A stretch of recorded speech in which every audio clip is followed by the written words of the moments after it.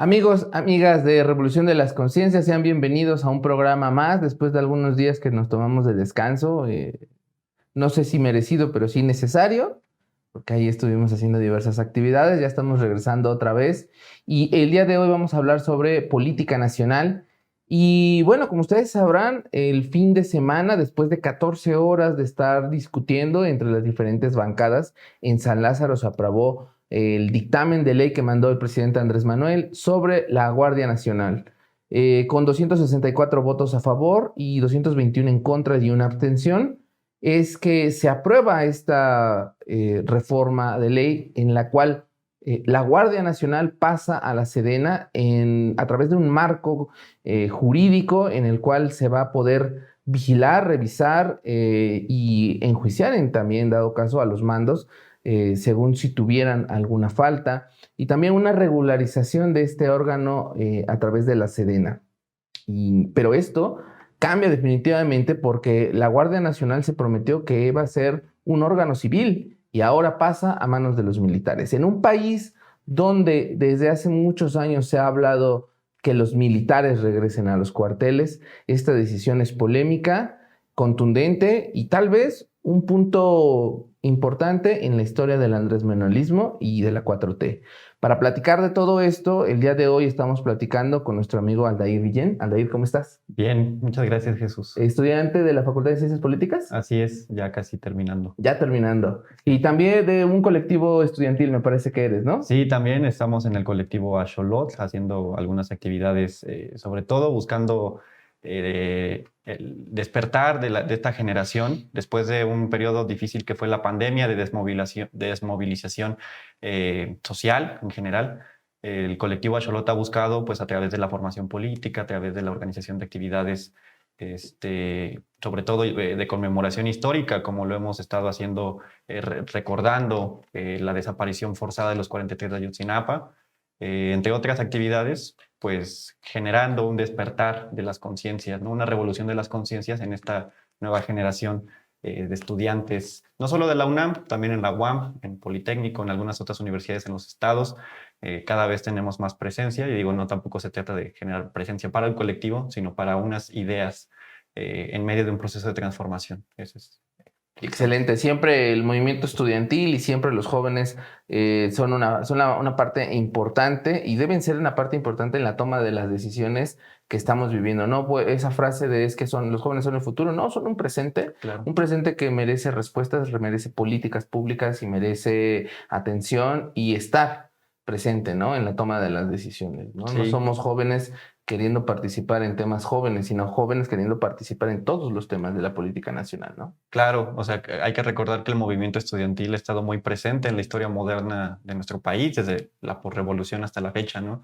En distintos momentos, recordar pues, el 68 como un parteaguas, pero a partir de eso, una participación muy activa de la juventud, de los estudiantes, que sufrieron una represión, una violencia para callarlos como generación.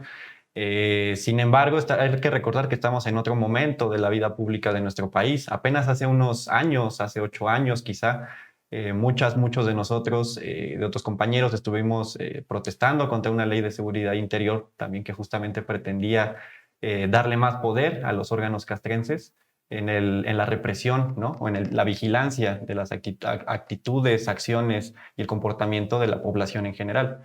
Creo que es importante también como recordar, ¿no? Dónde estábamos nosotros hace unos años pidiendo, como lo dices, la desmilitarización del país, denunciando estrategias fallidas en el combate al narcotráfico, en el combate al crimen organizado. Los gobiernos de Peña Nieto, de Calderón, nos tocó ser oposición, pero como simpatizantes del obradorismo, lo has dicho, ahora nos toca estar en otra posición, ¿no? Nosotros, en lo personal, es un tema, digamos, controvertido, polémico, quizá desde la izquierda, como tú dices, uno de los temas más polémicos quizá de este López Obradorismo, de este inicio de la Cuarta Transformación. Sin embargo, creo que es muy interesante que analicemos lo que sucede no solamente en San Lázaro hoy por hoy, sino lo que ha venido ocurriendo con esta situación de la seguridad pública en el país, que no es un tema fácil. Claro, yo quisiera plantearlo así. Desde el 2006-7, con la guerra fallida del narcotráfico de Felipe Calderón, Felipe Calderón, el presidente en ese entonces de Acción Nacional, decide una acción militar de sacar a varios militares de los cuarteles, empieza en Michoacán, pero entonces hace también una operación en Sinaloa, en Veracruz, y de repente parece que México es un polvorín, ¿no? Tenemos muchos estallidos de violencia que por desgracia no se ha detenido. En México sigue habiendo mucha violencia en muchos temas. Pues ahora tenemos ya pues Guanajuato, tenemos también el tema de Jalisco con el cártel Jalisco Nueva Generación. Sigue estando el problema en estados como Baja California Norte o en Sinaloa. Hay un problema de violencia en México, eso es claro. Desde el 2007 con Calderón, eso está. Y la problemática que a todos los demás gobiernos, ya sea el de Peña Nieto o el de Andrés Manuel, se han enfrentado es cómo detener esto, cómo detener esta sangría. Y Peña Nieto optó por seguir teniendo al ejército afuera e ir fortaleciéndolo. Yo recuerdo en mis épocas que salimos a luchar contra la militarización diciendo no en esta marcha de no más sangre, hablando sobre no a la militarización, no tener más militares en la calle, por una constante violación de los derechos humanos que estas fuerzas castrenses realizaban muchas veces al detener a personas en la mitad de la carretera, en la calle, y escuchábamos, ¿no?, historias de cómo pues no les importaba, ¿no?, y violaban derechos humanos. Tenemos una infinidad, por desgracia, de historias de violación a mujeres, de asesinatos a estudiantes, de temas de este poder militar coercitivo, que siempre lo voy a decir, el ejército es el brazo del Estado que tiene el uso legítimo de la fuerza, y esa razón de Estado muchas veces justifica muchas atrocidades. Ahora, el presidente Andrés Manuel manda una propuesta en el 2018, en el primer periodo de sesiones de la Cámara de 2018, manda una propuesta para crear un órgano de seguridad llamada la Guardia Nacional, que era tener una mezcla de una policía federal extinta, pero también con estrategias militares. Y se supondría que esto iba a ser un órgano civil, un órgano que no tendrían ahí injerencia los militares, aunque sí iba a haber una enseñanza y una instrucción militar.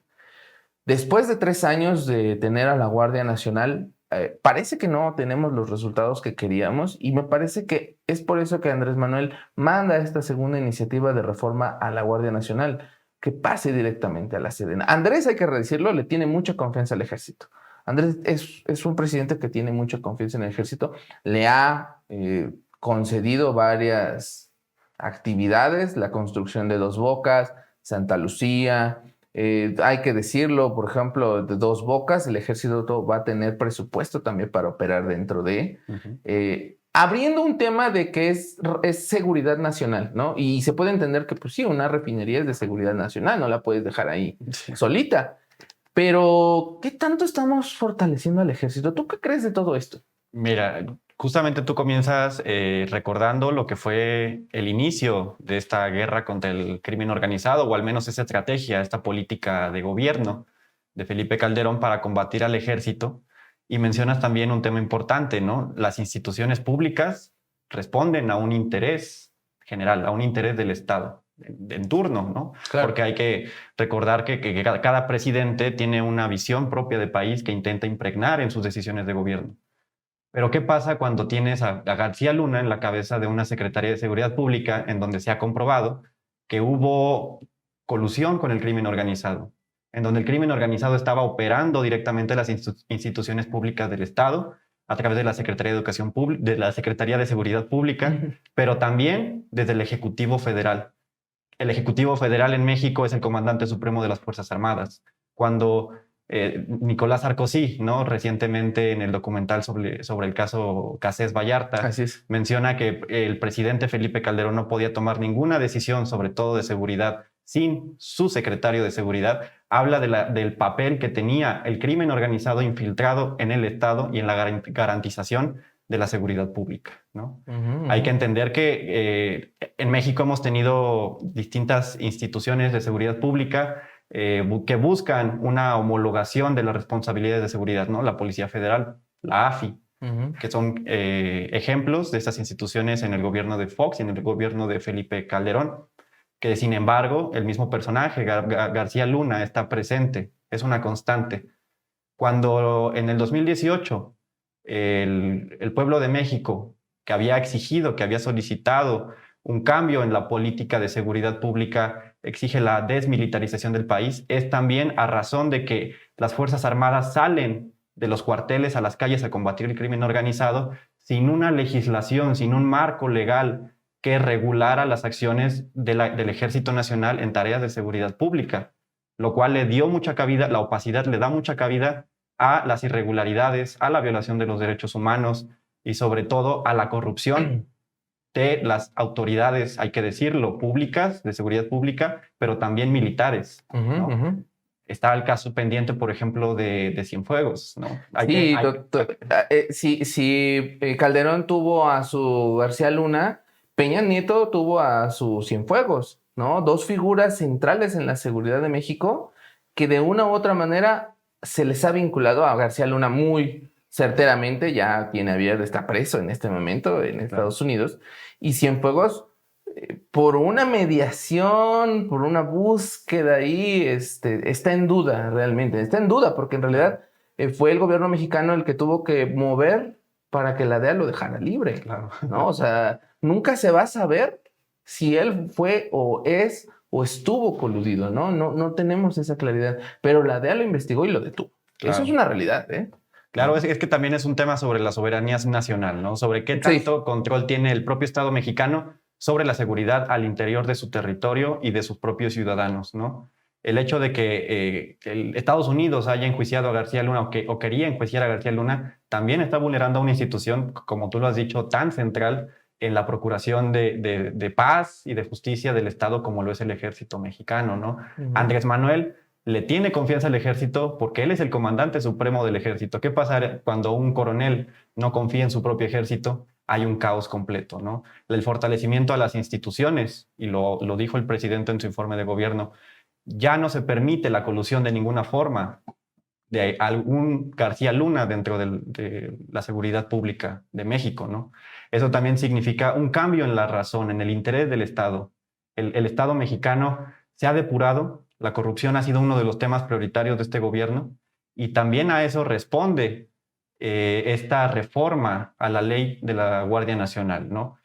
¿Por qué pasarlo a la defensa nacional y ya no en seguridad pública? Porque las instituciones de seguridad pública siguen corrompidas y no decimos ya de los altos mandos, sino sigue habiendo vestigios de corrupción en quizá medios o bajos mandos o quizá en los elementos de seguridad pública, ¿no? Negarlo sería engañarnos a nosotros mismos cuando en la realidad, en las calles, sigue habiendo extorsiones, sigue habiendo mordidas, sigue habiendo cosas que son quizá micro, pero es un macro universo que sigue existiendo, ¿no? La corrupción en ese sentido. Pasar la Guardia Nacional a la Secretaría de la Defensa Nacional es garantizar una disciplina castrense militar en órganos que están haciendo la tarea de la seguridad pública. ¿Por qué? Porque sí se trata de sacar al ejército y a la marina de las tareas de seguridad nacional y, como tú has dicho, darle otras atribuciones de carácter social, ya no represivo ni militar, ¿no? La construcción de infraestructura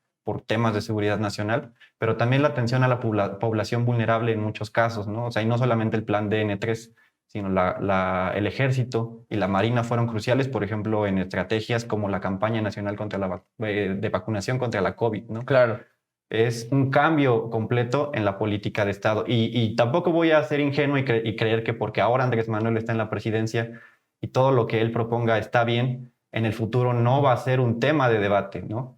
Porque también hay que entender que lo que ha pretendido la Cuarta Transformación es un fortalecimiento o refortalecimiento de las instituciones con autoridad ante la ciudadanía, ¿no? Es decir, primero limpio de corrupción las instituciones para que la gente confíe en ellas. Y una vez que existe esta confianza del pueblo con sus instituciones, darle quizá un giro a la forma en la que estas instituciones están operando.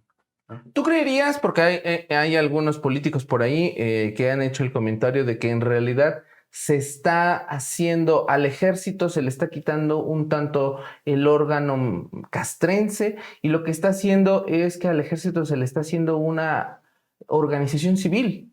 O sea, que algunos políticos de la 4T han mencionado, estamos metiendo al ejército a actividades civiles, porque el punto es que el ejército no sea castrense, sino que esté compenetrado en la sociedad en la cual tiene que apoyarse, porque ahí recuerdo una parte del libro de A la mitad del camino de Andrés Manuel, donde él menciona que ¿para qué tener al ejército ocioso en los cuarteles?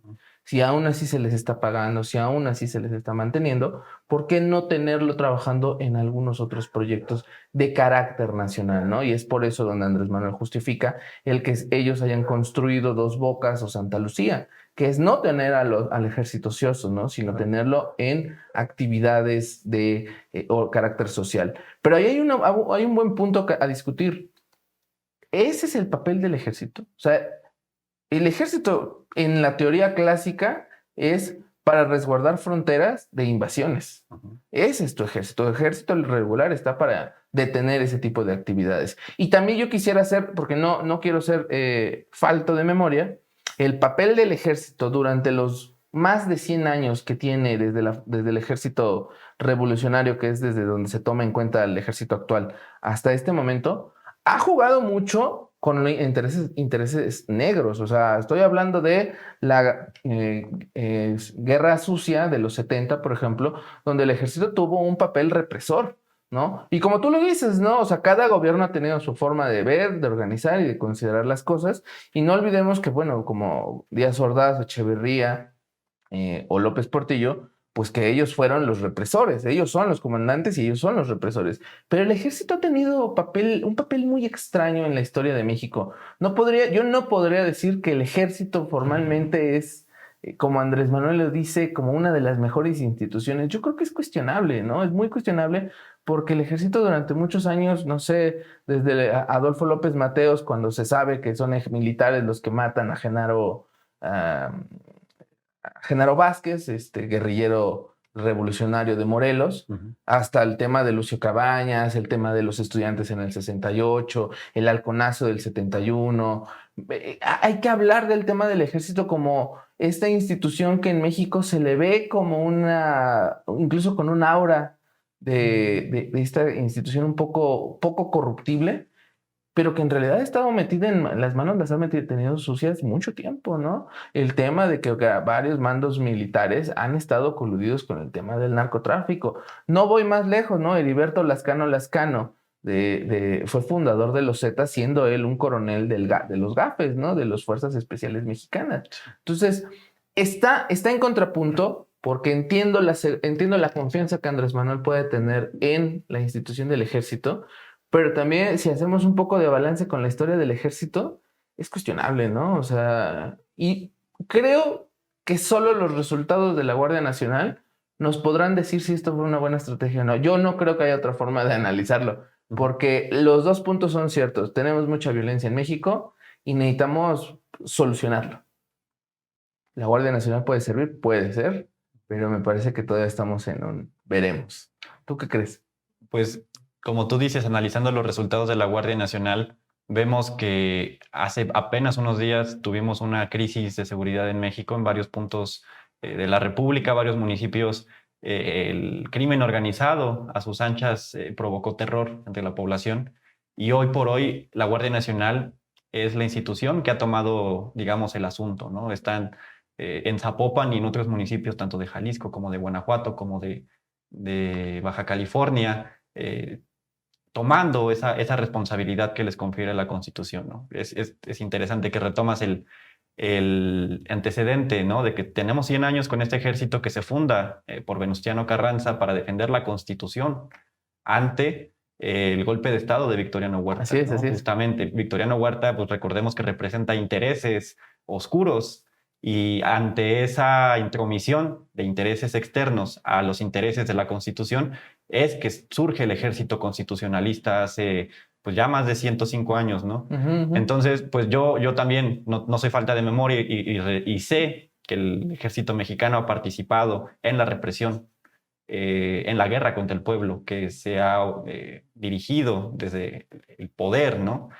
El caso de la Guerra Sucia en México creo que es un un tema que debemos dejar de llamarlo guerra sucia y hay que empezar a llamarlo como es, ¿no? Que es la guerra que ejerció el pueblo, que ejerció el poder, el ejecutivo, desde la presidencia, hacia el pueblo de México que era disidente a las políticas de gobierno, ¿no?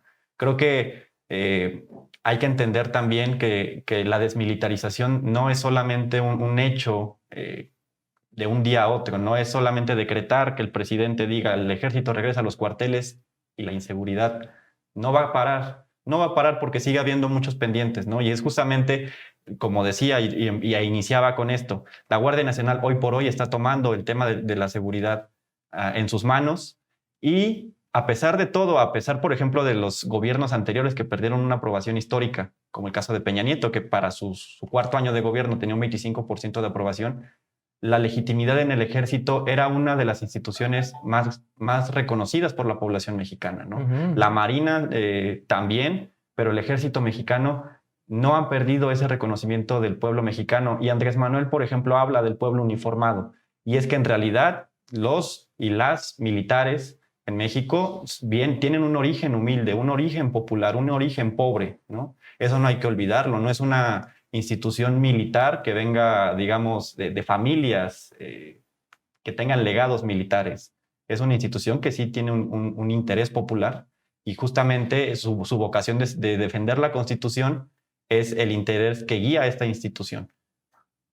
Finalmente, cuando el comandante supremo de las Fuerzas Armadas, que es un civil desde hace ya varias décadas en México, tiene posturas políticas, por decirlo, contrarias al pueblo, el ejército mexicano sigue a esas órdenes del gobierno en turno. O sea, el ejército no está aislado de la política.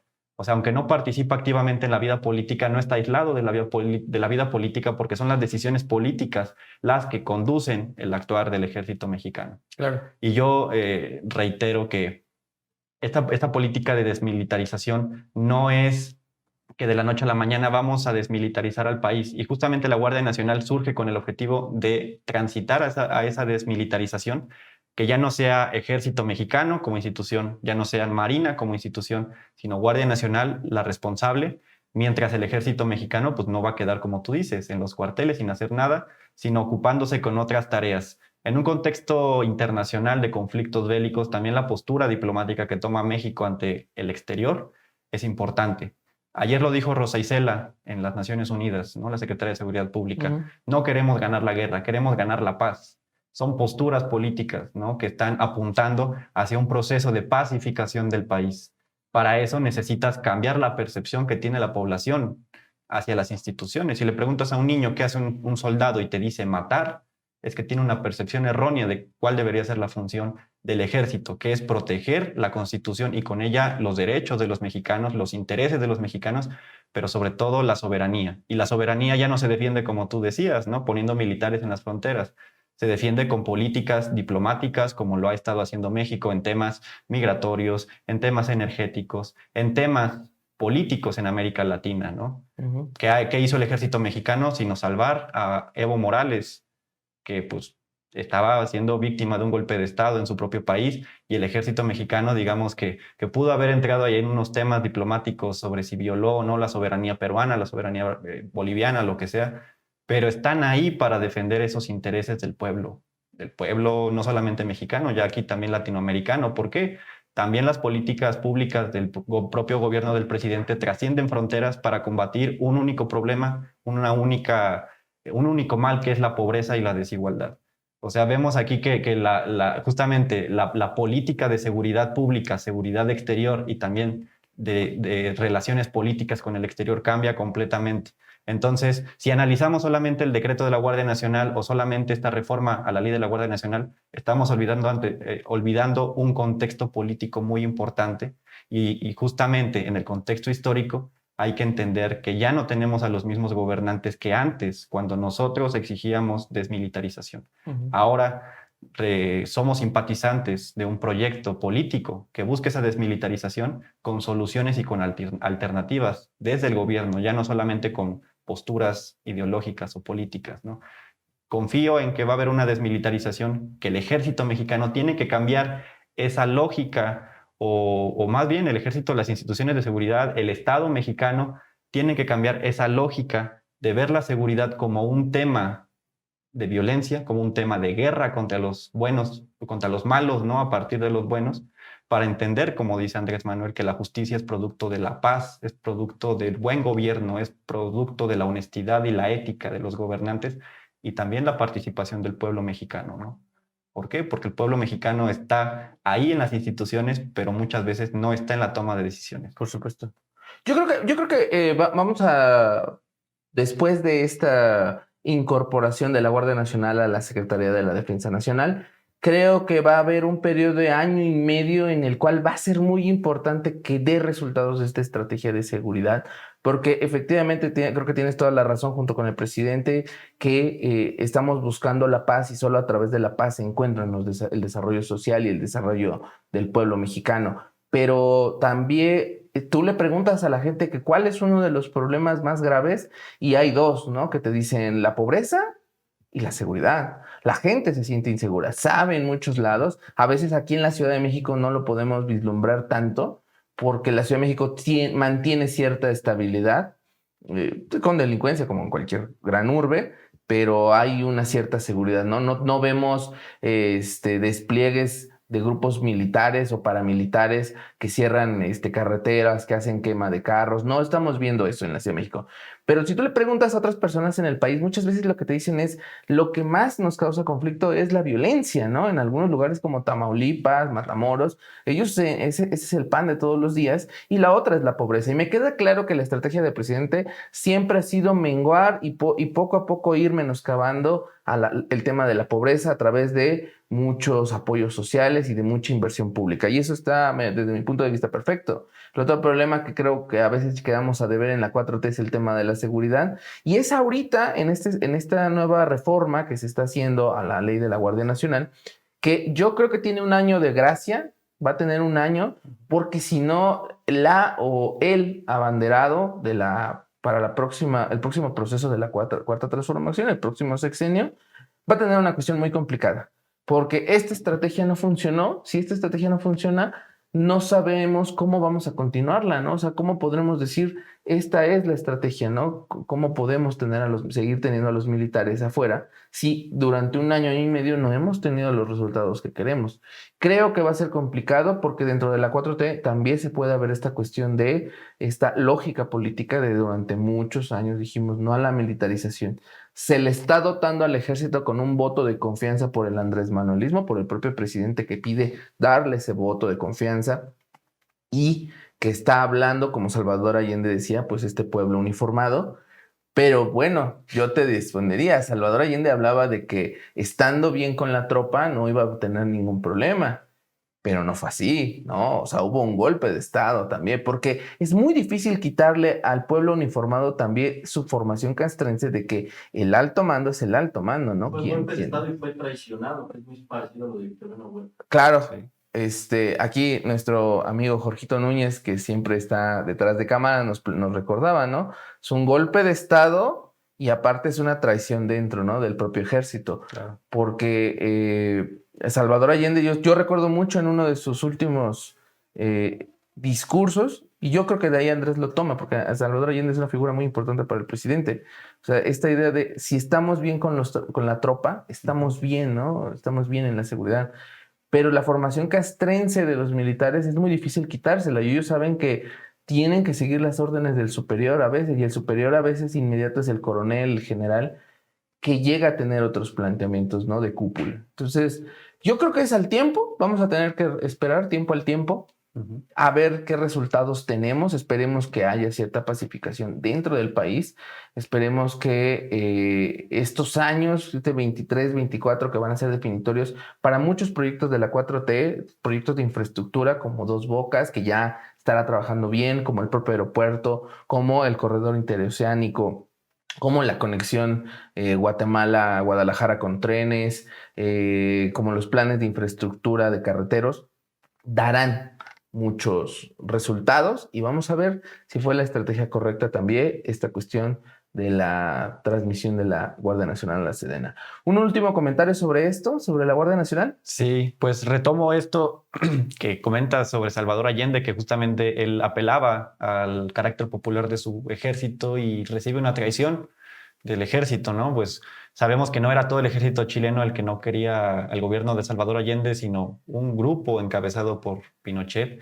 Pero también tenemos el caso contrario en Venezuela, que el propio ejército salva al presidente Hugo Chávez porque saben, la mayoría del pueblo, la mayoría del ejército sabe que los intereses antichavistas eran intereses imperialistas, no eran intereses nacionales, no eran intereses de los venezolanos. Y al mismo tiempo aquí en México quiero tomar ese ejemplo más optimista que la derecha, la oposición, ha evidenciado que sus intereses no son los intereses del pueblo, ¿no? La reforma a la ley eléctrica es un ejemplo, ¿no? Prefirieron defender los intereses de Enel Group, de Iberdrola y de otras transnacionales antes de defender los intereses del pueblo de México. ¿Y qué ha pasado desde entonces? Que la historia le ha dado la razón al propio presidente Andrés Manuel y al pueblo de México, que defendía la reforma eléctrica, ¿no?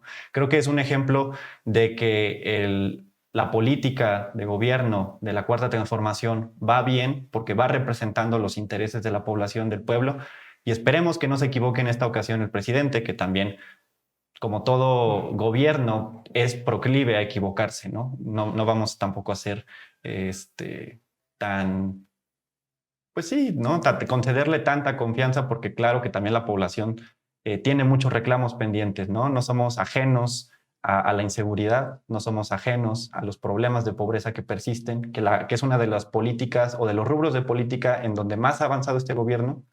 Creo que también habría que analizar el informe de gobierno para ver cómo vamos, ¿no? Ante estos 2 años que quedan, que son cruciales, como lo mencionas. La seguridad es un tema muy pendiente, pero al menos hay una voluntad de los poderes, del Ejecutivo, del Legislativo y del Judicial, para transformar y discutir esta estrategia de seguridad pública. Demos tiempo al tiempo y hay que mantenernos también, pues, constantemente vigilando a nuestras autoridades e instituciones como debería de ser en toda democracia, ¿no? Claro. Mira, tomando los ejemplos que nos pusimos a platicar en esta última parte de la Guardia Nacional, mucho de temas internacionales, recuperamos el tema de Allende, Chile, Pinochet, pero también comentaste bien lo de Hugo Chávez. Yo no quisiera irnos del programa sin platicar algo que pasó a nivel internacional la semana pasada, un intento de asesinato, de un atentado en contra de la vicepresidenta Cristina Fernández de Kirchner en Argentina. Pues está ella saludando a una comitiva, está en la calle y llega un tipo, ahorita te olvidé el nombre, ahorita se los comento, y un intento de asesinato, ¿no? Si es por el arma de fuego que no acciona bien, habríamos tenido un tema un poco más grave. Y creo que esto habla de cierta corrupción que ya está llegando a temas muy terribles en los cuales la derecha y la ultraderecha latinoamericana ya habla, ¿no? Ya ha mostrado su vena totalmente intolerante, ¿no? Deja de lado las democracias y se va por sus lados más fascistas. Y me parece que hay que decirlo, hay que tener toda la solidaridad con Cristina, con el gobierno de Alberto Fernández, con la historia del peronismo. Me gustaba algo que decían ahí los compañeros y camaradas argentinos.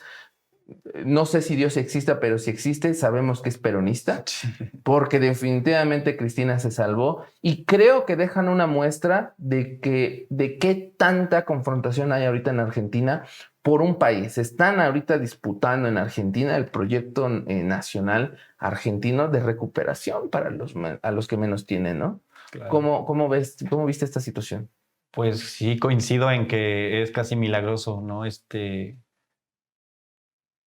Esta fortuna de que Cristina esté hoy con vida porque era una acción con toda la intención de asesinarla, ¿no? Un hombre que portaba un arma cargada, arma real cargada con 5 balas y que por un fallo mecánico el día de hoy no estamos hablando del asesinato, el magnicidio de Cristina, ¿no?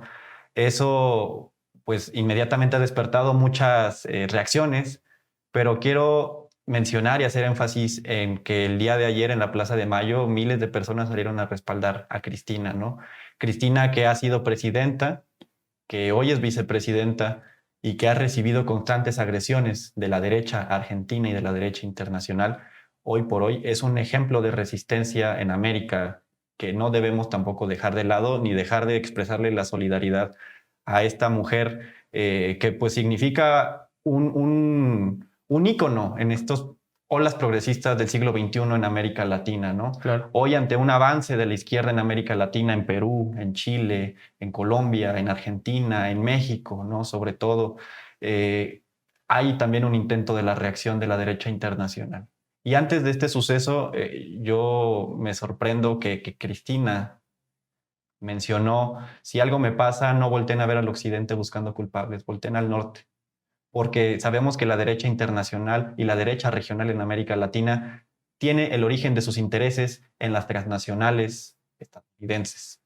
No hablo del gobierno estadounidense, no hablo del pueblo estadounidense, sino hablo de un sector empresarial que tiene intereses muy profundos en América Latina, ¿no?